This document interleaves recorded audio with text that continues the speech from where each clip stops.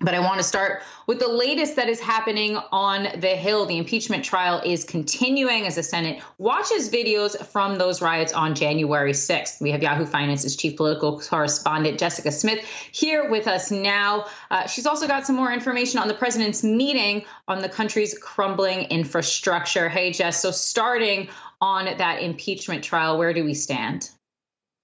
And managers are again trying to make their case today to the Senate. They are trying to show a pattern with the president of inciting violence. Today, they've talked about his tweets targeting the Michigan governor and then his response to the plot to kidnap her. This comes after they did show some never before seen video yesterday of the riots. It was security video that was just chilling to watch. It showed Vice President Pence and his family being rushed from the chamber minutes before the mob made it in. It also showed Officer Eugene Goodman steering Senator Mitt Romney away from the rioters. It showed Leader Schumer running away and then having to turn around, run back, and quickly shut doors before the mob got inside.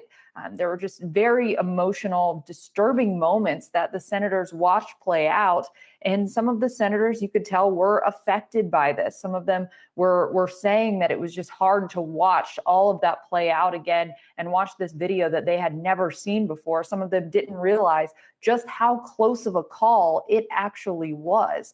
The managers are also trying to show that President Trump was central to all of this. They are showing his old interviews, his tweets. They are showing how he spread the lie that the election was stolen. He riled up his supporters, sent them to the Capitol, and then when violence broke out, he did not stop it. But still, there is little chance at this point, it appears, that there will be 17 Republican senators who vote to convict. We have heard from several of them who say they just are not convinced. We should note, Kristin, we did hear from President Biden this morning saying that he didn't watch the trial live yesterday, but he saw news coverage and he would guess that it could change some minds. So we'll see if he's right on that one. Yeah, we'll all be waiting to see if that changes any minds. As I mentioned, you are also keeping an eye on President Biden's meeting on the country's infrastructure. Give us a little bit of an update from that meeting. Yeah, he did meet with 4 senators today, the top Republican and the top Democrat on the Public Works Committee, which really plays a central role in any infrastructure plan. Transportation Secretary Pete Buttigieg called in by video as well. And they were talking about how they can get started on this plan to rebuild the nation's infrastructure. President Biden has made it clear that, yes, he wants to do the rescue package. That is first. But then he also wants to do a recovery package that would focus on creating jobs through infrastructure and clean energy.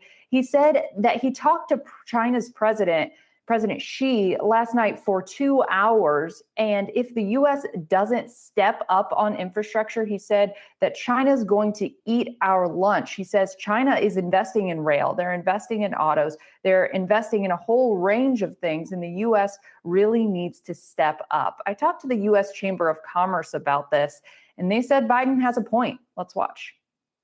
The longer we delay having a national infrastructure initiative, the more we're going to lose productivity, the more we're going to have a decrease in our quality of life. And other countries are doing it. We need to make sure we have modern infrastructure that connects rural areas with urban area centers. We need to have our highways connected to our airports and our rail. And we need to do it and that's why we have to have a federal bill. The chamber is hoping to see that bill to get it done by July 4th. They are urging the White House and Congress to act quickly. After that meeting, the White House did say there would be more meetings in the future. Kristin. Yeah, Jess, I think infrastructure is a huge area of bipartisanship because I think you'll be hard pressed to find anyone in this country, politician or otherwise, who doesn't agree that the country's infrastructure absolutely needs some work. Chief Political Correspondent Jessica Smith, thank you so much for bringing us all those updates as always.